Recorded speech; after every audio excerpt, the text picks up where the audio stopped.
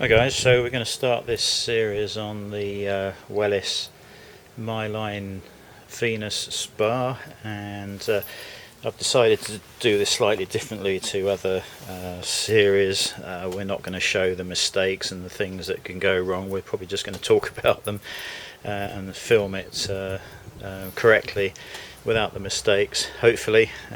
We've had this for 9 days now, so we've got a little bit of experience now, so I can definitely point out the good things and some of the bad things. We've also got a costing now from a meter system that's connected to the power for this, so we can talk about costs and maintenance and everything. And the first thing we're going to look at now is this cover.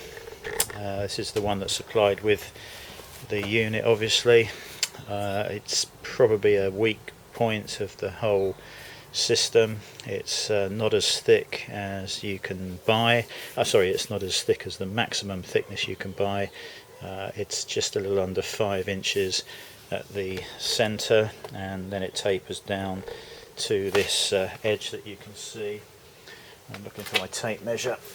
Here we go, and then that's just down to 3 inches, so it goes from just under 5 to 3. I think the maximum you can purchase is about 6 inches down to 4.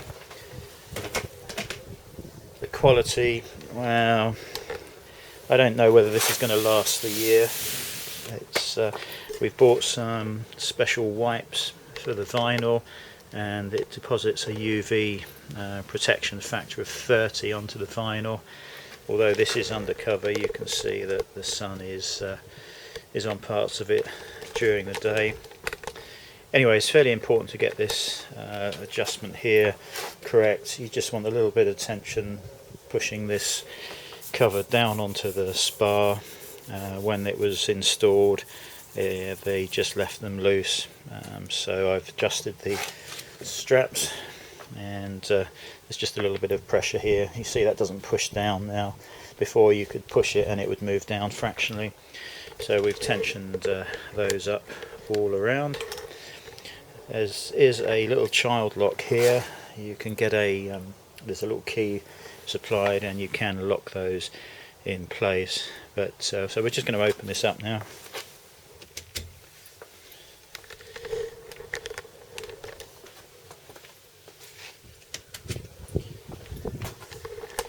There is a handle in the middle, and I would certainly recommend using that on every occasion. I'm just going to lift this up.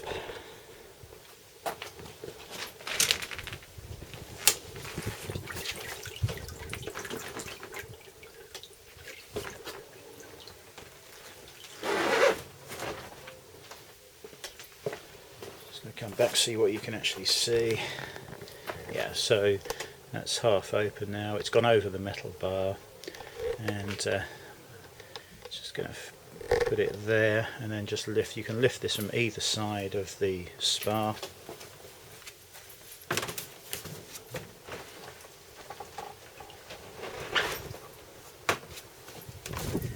Yeah, it's a pretty simple one-handed operation.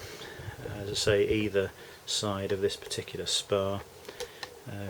The cover lifter can be used. The lifter itself, in my opinion, has not been fitted in the correct place. I'm just going to try and carry this camera and tripod round, and I'll show you what I mean. If you just move that out of the way a little bit, hopefully you can see that that cover is coming back on itself over the edge of the spa. It's in the lounger position, so it's not a massive problem. But I think if you look down here, if they had fitted this further across, this would now clear the edge and would be hanging and not touching the edge of the spa all the way down the side. And I think the reason they haven't been able to do that is, I don't know whether you can see this on the camera, from here this plastic moulding starts to bend out a little bit, and what's stopping this from going further across is this piece of wood that is covering the gap of the joins between the corner and this removable front panel. So, you know, without either cutting this plastic out or cutting the wood out, you can't position that correctly. So I think that's a mistake on the fitter's part. Just see if we can get this to expose properly. Now, whilst there's not a lot of pressure on here, as you can see, it does bother me slightly that that is constantly rubbing on the side. And if you, I don't know if you're going to be able to see it, but halfway down there is a little plastic vent, I think it is, and that does touch the edge of the spar. So yeah, it's something to watch out for. And that's the filtration just kicked in there. I wanted the water still, actually, so you could see how clear it is with the chemicals and after 9 days of use, but hopefully you're going to see that clearly in a minute anyway. So yeah, the cover I think has been fitted badly, although they are limited to how that can be fitted, but I think I would have cut that wood out, moved that across. If I just pull this shut again for a second,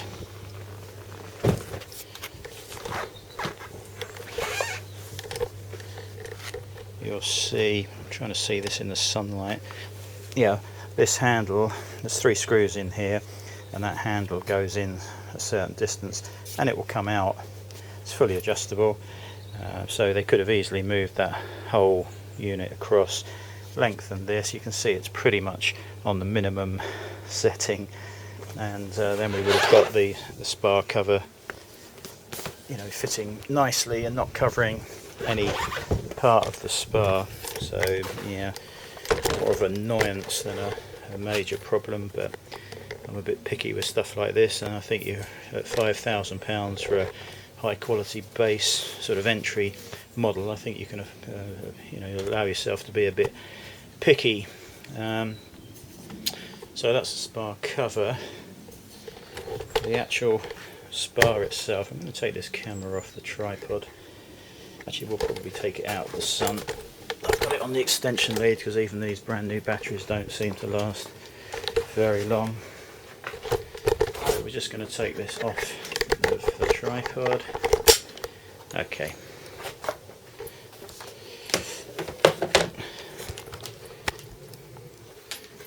So hopefully you can see just how clear that is. The sun's in our face a little bit here. So feature wise, you have the lounger. There are 49 nozzles. Bear in mind that each one has an adjustable center nozzle, and the outer chrome ring is to turn it on and off, and each one can be directed in any position and turned off. I don't think the idea is to turn lots of them off, because I'm not sure how that will affect the water pressure and you know, how the pipework is going to cope with the higher pressure. The lounger here is on this Jets 1 button, and that is a 2-speed button, and we're just going to turn that on. This Jets 1 system is also used as the periodic filtration that will kick in and out as and when it wants, and hopefully you can see just in here there is a release of ozone bubbling up. I don't know whether you're going to be able to see this or not. It's a bit bright out here and I can't see it very well on the screen, but so that will run and kick in as required. The air venturi system is controlled here, and you just turn it on and that will add quite a lot of air throughout the lounger, and then you can kick this up to the next level. I don't know whether you're going to hear me above the noise, but I just wanted to show you how powerful that is. It really does make a big difference. I'm just going to cut that back down again. I'll turn that air off. Yeah, so because it thinks someone's been in it now, it will filter. You won't be able to turn this completely off. It's either on speed 2 or speed 1. Actually, it has gone off now because it's not been in use for very long. If you spend any length of time in it, it will continue with the speed 1, and it will be filtering the water and adding the ozone as it thinks fit. The lounger is great. I'm 6 foot and fit in it easily. I think you could probably go up to about 6'1", 6'2", and your heels would be comfortably in the recesses where those two end nozzles are. Shorter people can use the recesses there and there for their feet. As I said, all of the nozzles are adjustable. So we move then into the seat here. I'm going to hang over this, and this time it is on jet 2.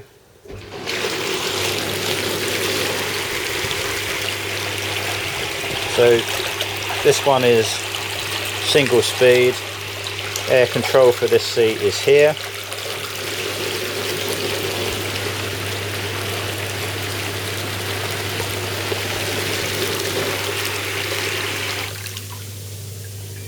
You'll notice over there is a big diverter valve, so that allows you to divert all of the water into this seat, or you can spread it out amongst all of the seats here, 1, 2, 3, 4 seats, or you can have it fully anti-clockwise, and it will be coming out of the what they call the captain's chair here.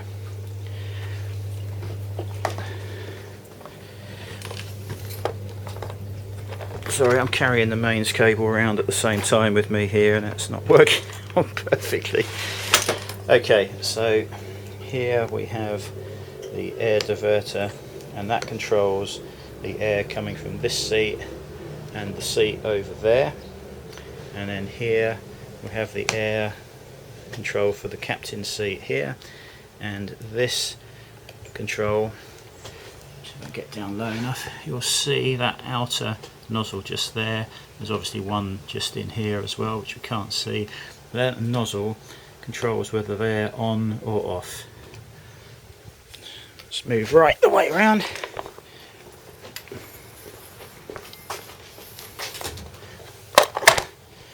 Okay, so that's the captain's seat, and that's the nozzle on the other side that I was talking about, just in there. And that big diverter here has got quite a range of movement. So yeah, from either fully in that seat there to sharing all 4, or just this one here. There are 2 foot nozzles that you can see there. Again, the seats are absolutely fine for somebody of 6 foot tall. You can get into various positions in the seat, so you can vary the massage that you're getting from the jets. Shorter people, you can get your shoulders right under here. I struggle a little bit to get my shoulders right underneath there, but if you want that, then just bring yourself forward a little bit in the seat and just tuck yourself down into the shoulder position under there, and it's absolutely fine. The difference it's made to me is huge. I don't sleep very well, I never really have done, but I've used this 2 or 3 times every day since last weekend, and I've had the best night's sleep that I've ever had. It's just made a huge difference. If I dig, or I'm working in the garden, I always compress my spine slightly, and that aggravates the lower back injury that I've got. And when I've been working in the garden this week, I've got straight into this after a quick shower, and just by floating in this, because you only weigh 20% of what you normally weigh when you're in water, and I've got into it every time, and that's just helped decompress the spine a little bit. And instead of being in pain for 2 or 3 days after, as I would normally be, I'm in no pain at all. I just can't believe it. It's so big that if you're in this chair and you just float yourself up a bit and stretch your legs out, you've still got about a foot of clearance into the corner. So it almost feels like a small swimming pool. It's been excellent. I was finishing off the fencing yesterday, quick shower, straight into this, 10, 15, 20 minutes, whatever you can spare, and for me it's made a massive difference. Sleeping, an uninterrupted night's sleep just makes you feel completely different as well. I can't remember the last time I had one of those, so it's massive for me to get this. We have had, I'm just watching the time on this, otherwise this is going to kick out and go into a new recording. So yeah, feature wise, I've got no problems with it at all. As I said earlier, I would describe this as a high quality entry level spa at £5,000. It's still an awful lot of money, but the results so far have more than justified that cost. Guarantee is not as long as I would have hoped. I think we've got I think it's 5 years on the shell, and a couple of years on other things, and then 1 year on things like the spa cover. There doesn't seem to be any sort of extended warranty available for spas, and you will have to add it to your home insurance. We're with Direct Line, and there was some argument as to whether it would be covered under your buildings insurance, but after they consulted their experts, they came back and said no, this would be covered under your garden contents insurance, but we have had to list it as a specified item of whatever value the spa is, in our case 5,000, and that will cover us for any accidental damage and that sort of thing. But it would be nice, you can pay a lot more money and get a longer warranty, but as far as I can see, there are no extended warranties available for these items, which I think this is small car money, and certainly some of the others that are more expensive are definitely small car money, and they don't seem to have quite grasped the after sales potential and things like that. So yeah, maybe it's something to look out for in the future. So what are we at? 20 minutes. We'll just go over what I've done for the last week. The pH level of the tap water at the moment is I think a little higher than normal, so we have had to reduce the pH level in the spa. You get a small starter kit, as I mentioned in the first video. I'll tell you what I'm going to do. I'm going to put this back in the tripod because that's hurting my fingers, just pinning it there and holding the mains cable.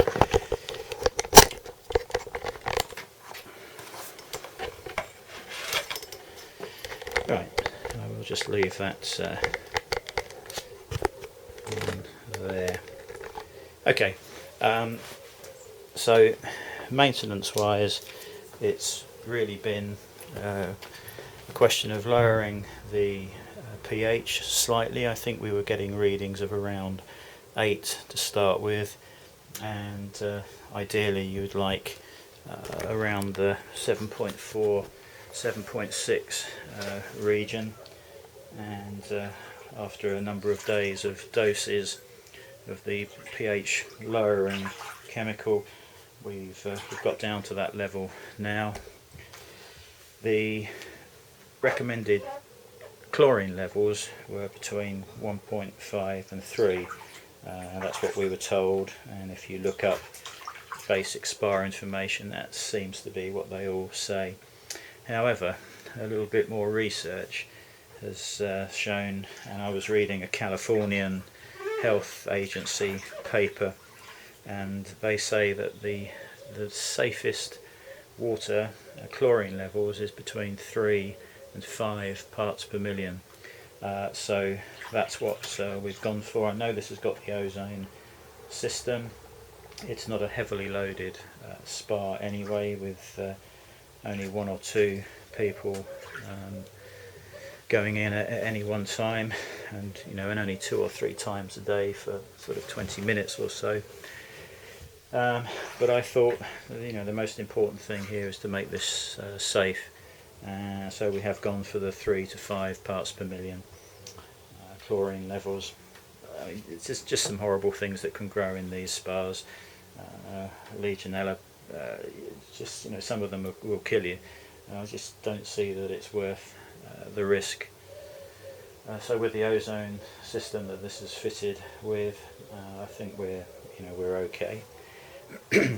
Things I'm monitoring are the TDS levels, total dissolved solids. Anyone with marine fish will be fully aware of TDS levels. The tap water TDS is 300, it's the low 300s, so it's not brilliant to start with. You can't really top up with RO water from a filtration system. It would be, I don't know, it's probably too costly, and depending on where you're reading, they're saying not to use RO DI water, but I don't see why not. Obviously there's 0 TDS in the marine water that I make here, so I don't know, I might top up with it. We're not adding to the TDS then. This is going to go up, obviously, the total dissolved solids over the weeks, and once you get to sort of 1200, 1500 tops, I think, we'll probably aim for a lower level.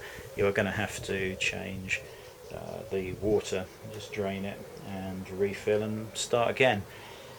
But 2.5, 3 months, it's a small price to pay, I think, for the so far obvious benefits. So anyway, so I'm monitoring for total dissolved solids. We're also monitoring the chlorine level, total alkalinity, pH, which I said about, calcium hardness, and combined chlorine levels as well. That's pretty much chlorine that's done its job, has killed off what it needed to, and is just still sat there in the water. If the combined chlorine levels build up, it starts to get a bit whiffy. At the moment you've just got a very light chlorine smell, which is not an issue for us at all. Certainly had no reactions to it, and the levels in here are a lot lower than a public swimming pool, that sort of thing. Now, once a week we are changing out the filters, and I was quite shocked when I changed them on Friday as just how much filth and fluff and hair they'd managed to collect in just 7 days. We'll go over cleaning those in a separate video, but yes, they obviously need cleaning weekly. They do need to be dried thoroughly after they've been cleaned to allow the fibres to get back into the original positions, and then you can use them again. And I think probably it's going to take the best part of the week for them to dry out with all the pleats, but we'll cover that again on a separate video. We are also using a non-chlorine shock once a week, and that helps get rid of the combined chlorine and other things, and just brings it back to that sort of sparkling condition, and it's absolutely crystal clear at the moment. So we're doing that on a maintenance dose once every week. The other thing we are using is it's like a mild lime scale removal system. You will get around the edges where the water line is, down here, you will get some build up of well, it's the dissolved solids that are evaporating really on the side where the water line is. But this dose we've put in of this sort of limescale remover, I've forgotten the proper name of it. Again, we'll cover this in another video. But that goes in our case, 38 millilitres, and then you do a maintenance weekly dose of about 25, and that just helps stop this build up. I still clean the spar edges with the spar mitt every day anyway. Nothing much on there at the moment. You can feel it because this is such a smooth shiny finish. Normally you can soon feel when there's any build up. So yeah, and that's probably covered all of the chemicals that we use in it. It took a few days to get the chlorine levels correct. They do fluctuate throughout the day and after use and things like that, and it can very easily go from 5 right down to only 1 or 2 quite quickly, depending on what's been going on with the spar. We were told to just do a capful once a day. That's absolute nonsense. I check the chlorine levels now 3 times a day, once in the morning, once at lunchtime, and once in the evening. Sometimes early evening, sometimes late evening after we've used it and heading off to bed. So yeah, you can't just leave this at 1 check a day and a capful of chlorine. It's just absolute rubbish. You've got to check it 2 or 3 times, in my opinion, to keep the chlorine levels at a safe level. The inner part of the cover, that needs to be wiped down with a mild bleach wipe.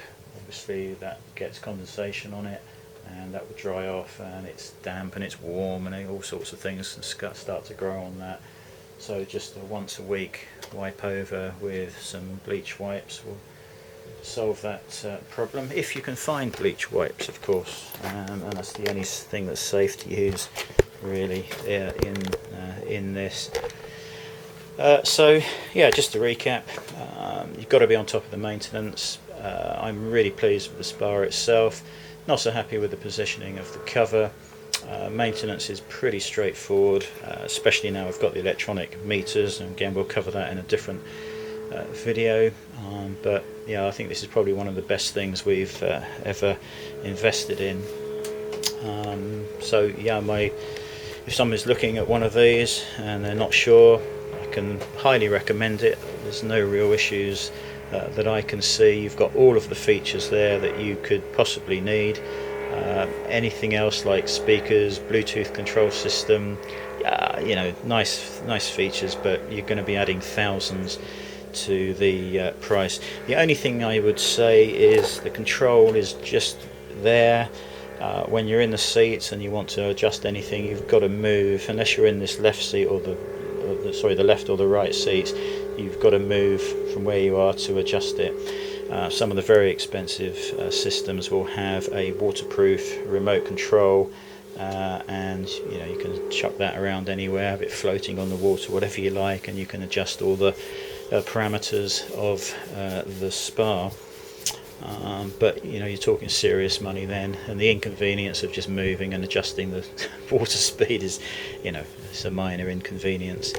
The temperature was set at 38.5 when we got this, and I'll be honest, I got in it and 10 minutes later I felt sick as a dog. The perfect temperature for us is about 37.5, but Deb doesn't like the heat particularly from this, and I've lowered it down to 36.5, and don't expect changes downwards to be happening quick. These are so well insulated that it can take good 5-6 hours before the temperature drops down.